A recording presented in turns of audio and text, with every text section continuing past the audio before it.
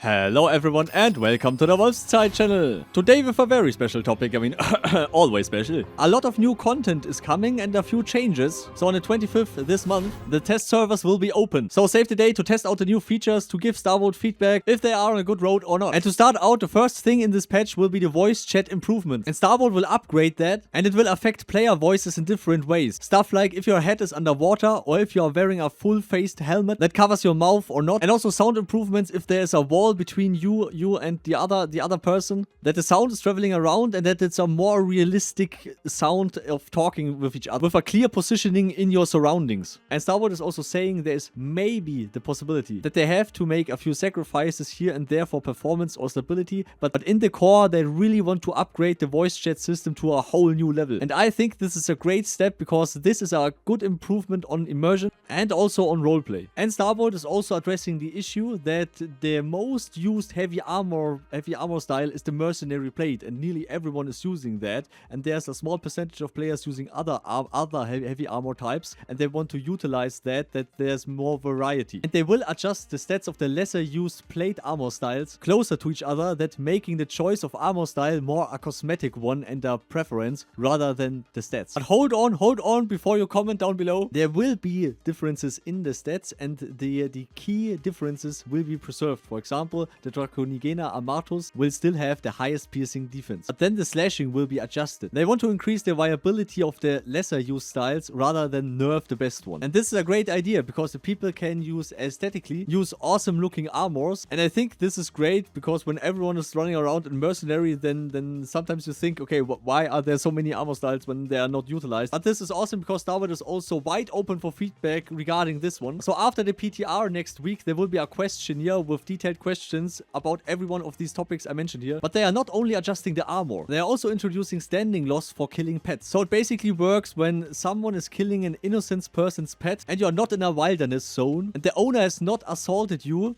or is not a criminal to you or a murder themselves, then there will be standing loss if you kill the pet. And it only applies for the single player who actually kills the pet. And this mechanic will be introduced with a standing loss of -2. And it is -2. Starboard wrote to that, with the goal being to lessen the prevalence of both the above mentioned unsatisfying engagements where the pets are killing without engaging with the owner, as well as to mitigate pet killing in lawful towns, as doing so can now lead to becoming exiled due to negative standing. If I may, I will say my own opinion here. You can have your own. If you don't like that, you can also just skip the video. There are timestamps. But I think it's a great idea because, I mean, murdering an innocent pet in a town is like, okay, you did a criminal act. I mean, this pet is owned by someone and stuff. But penalty for being outside of a town is like, I'm not sure about that. I mean, you can see pets as, hey, nice, I have a pet. I can use this pet casually to farm or whatever stuff. Maybe some players are also emotionally connected to their pets, and for some players pets are just equipment. I guess it also depends on the viewpoint, but I'm very interested on the viewpoint of the community on this one, because for some Mortal Online 2 is danger. Mortal Online 2 is like, you're going outside of a town, yes, freedom. There's like, you see someone, you get their gear, or you are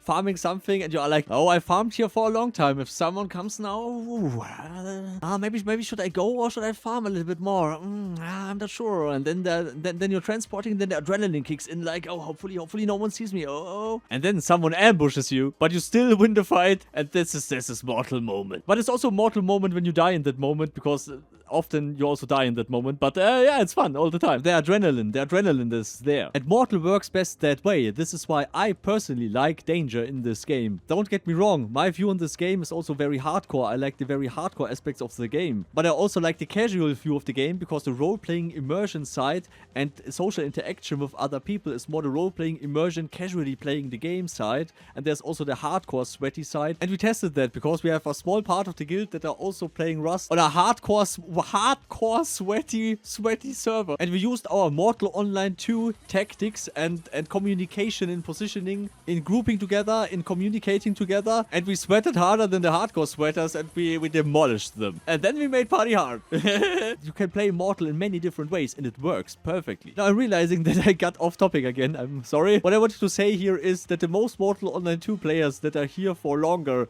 are hardened. It always gives me a smile when I'm reading comments like, oh yeah, I tried out other games, but I came back here to Mortal Online 2. Because it is hard, it is PvP, it is Sandbox, and it is unique if you compare it to any other game. And this directly leads us to this unique change, because Star Wars has seen that a lot of guilds having prominence left over, and that the prominence upkeep is no problem for a lot of guilds, but it should be not a problem for a lot of guilds, but there should be at least some degree of, okay, there's prominence and something costs prominence and stuff, because currently no one gives a shit about buying prominence or upkeep the prominence, because everyone has enough, because farming that is very easy, even for very small guilds. So Star Wars will adjust that, and high value structures will drain more prominence, but the exact adjustment on that upkeep balance will be announced along with the full patch notes of the PTR. However, you can now expect them to be quite impactful. That is at least what Star Wars said, so quite impactful. And now the big change, the Tindrem Arena hub improvements. So the end goal is to expand the Tindrem Arena with new features, which I have said for years, but now finally Star Wars has the time to introduce that. So organized and automated matches and events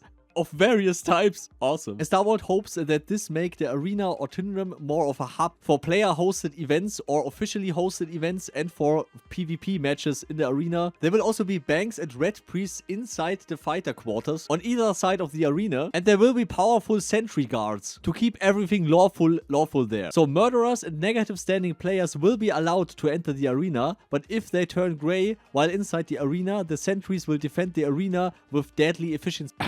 Insta-kill. Like the old Tindremic guards in Mortal Online 1 in the very, very early days in Mortal Online 1. And Star Wars is already planning our first simple event for that arena. So when the patch goes live after the PTR, when they make the live patch, it will be a simple gathering event, inviting everyone to Tindrem in the arena to mingle and have fun dueling and talking with each other. And Star Wars also confirmed that there will be officially Star Wars hosted events. But most of the time the arena will be open for community hosted events, and there's currently no date on this gathering event, but the gathering event will be after the live patch. Star Wars also said that there's a long list of smaller fixes and improvements and balance adjustment to some spells, but this will be included in the full patch note that are coming next week. All in all, I think all of these topics are a great improvement for the game. At least that is my perspective when they are done right. And currently it sounds very promising and it sounds awesome. And for the arena, there's so much more stuff they can add over the time than when they have time to introduce more features. I've also made a video about the arena system because Henrik mentioned that in a stream. Maybe some key points from there, maybe in the future, maybe not. But it's a very interesting summary. If you're interested in that, the link is down in the description. And I think all of these changes are great additions to the game, and it will improve the quality for everyone. And currently Star Wars is working on Sarducaa Hardcore that is hosted in the USA, if you did not know that. And it will still be one server, one world. You will be able to go from Mirrorland to Sarducaa, or from Sarducaa to Mirrorland throughout the Tecton Bridge. And yeah, I said bridge, not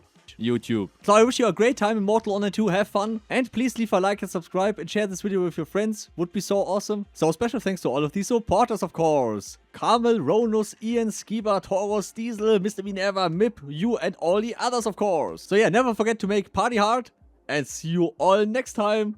Goodbye.